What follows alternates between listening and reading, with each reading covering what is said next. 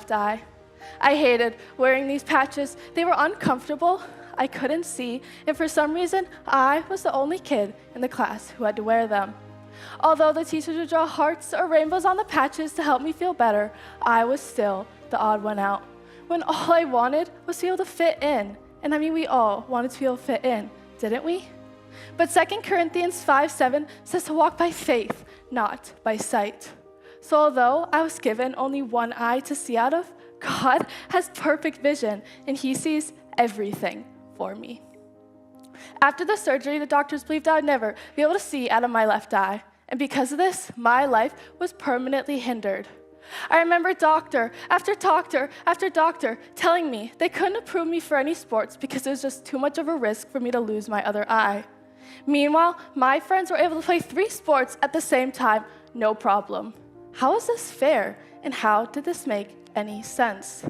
It reminds me of the story of Abraham and Sarah and how God had promised them a baby. But here they were, 20 years later, and still no baby. But just like Abraham and Sarah were staying faithful to the promise God had made them, I was believing God would fulfill the promise he had made me. Eventually, the doctors approved me for one sport, and it was dance. Dance became a place for me to feel like I finally fit in, and like I didn't have to let my blind eye hold me back. But as I've grown up, God has shown me that it is in my disability and my weakness that he is able to work most. And he can use me regardless of any broken pieces. A few years after the surgery, my eyes began to develop into 2 different colors. My left eye green and my right eye blue. This is a condition called heterochromia, and Cleveland Clinic says only 6 in every 10,000 people have this condition. This is by far one of the most unique physical qualities about me. It's often one of the first things someone notices about me, and it's something I love most about myself. God took my broken, blind eye, and he used it to turn it into something beautiful and unique. And isn't it just amazing that a baby born with a cataract in her left eye now receives the most compliments on her 2 unique and different colored eyes? Take this bowl. Many people may use words such as broken, abstract, or deformed looking at this bowl, because it's not the perfect circular-shaped bowl we are used to seeing. Instead, it has imperfections on it that make it different and stand out from other bowls. But when I look at this bowl, I see something carefully crafted to have a one-of-a-kind shape. Psalm 139 tells us that we are fearfully and wonderfully made. So what may look broken to the world is beautiful in the eyes of God. And just like the imperfections on this bowl is what makes it beautiful, my imperfect vision is what makes me unique.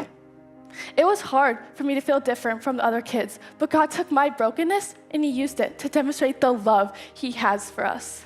Isaiah 61:3 says that he bestows a crown of beauty instead of ashes. And God has bestowed a crown of beauty on my life. When someone sees me, they don't see me as a little girl with a broken, blind eye. Instead, they see me as someone who has 2 unique, different, and beautiful colored eyes that most people don't have. Now back to the story of Abraham and Sarah and the baby that they have been waiting and waiting and waiting for. And 25 years later, God fulfilled that promise he had made to them. But he fulfilled it more than they could have ever expected. This baby, Isaac, will be the start of a lineage that will eventually lead to our Savior, Jesus Christ.